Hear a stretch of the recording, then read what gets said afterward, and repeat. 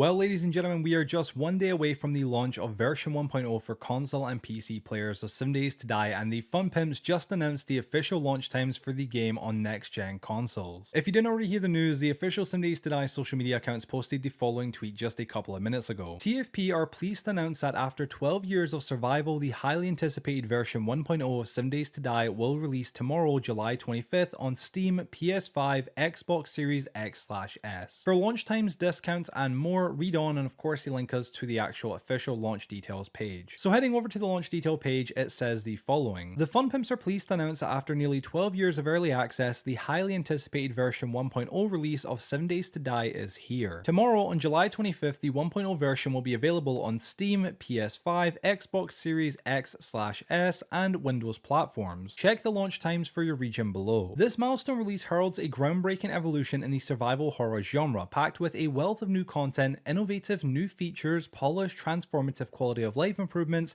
optimizations, and revolutionary gameplay systems. No other game offers a fully buildable, fully destructible, truly open world where every location can be explored inside and out without load screens and with unmatched random world generation. Dive into the definitive zombie survival sandbox RPG that started it all. Navezgane awaits. Now, going into the launch times, it says the Steam, PlayStation 5, Xbox Series X/S, and Windows versions of the game will be available to purchase and download at the following time and dates. Los Angeles, July 25th, 10 a.m. Dallas, July 25th, 12 in the afternoon. New York, July 25th, 1 p.m. London, July 25th, 6 p.m. Berlin, July 25th, 7 p.m. Shanghai, July 26th, 1 a.m. and Tokyo, July 26th, 2 a.m. Then scrolling a little bit further down, we can see they confirm the retail price will be $44.99 USD or $44.99 USD on all storefronts, which for my UK viewers is around £35, which is incredibly good. Then in regards to wishlisting, they link the PlayStation and Xbox store pages for the game. Now, as a reminder, it has been confirmed that we will not be able to pre-order or pre-download the game, unfortunately, unless of course you are an Xbox player. For more context on that statement, just check out my latest 7 Days to Die news video that came out just before this one. Then moving on, for discounts for legacy owners, they've actually of course made a statement saying this. For the faithful followers of 7 Days to Die on Xbox One, welcome back. Good news, we were able to work with Microsoft to secure a 25% discount with proof of digital ownership of the Xbox One version of 7 Days to Die. This one-time discount will be available after Microsoft makes the discount live sometime during the business hours of the 25th, so be sure to time your purchase accordingly and check back later in the day if you do not see the discount active. Then for PlayStation 4 digital owners of 7 Days to Die Legacy Edition, they say the following. If you own the original digital version of the 7 Days to Die Telltale published game on the PlayStation 4, you will be eligible to receive a 25% discount on your purchase of the new PS5 7 Days to Die console edition. Discounts for PlayStation 4 Legacy digital owners should be available immediately at product launch. Discounts will be available for 30 days. Now, real quick, not to dwell on the entire discount section for too long, as we've got a couple more things to cover before the end of the video, I just wanted to say that I do think it is a shame that the discount will only be available for 30 days.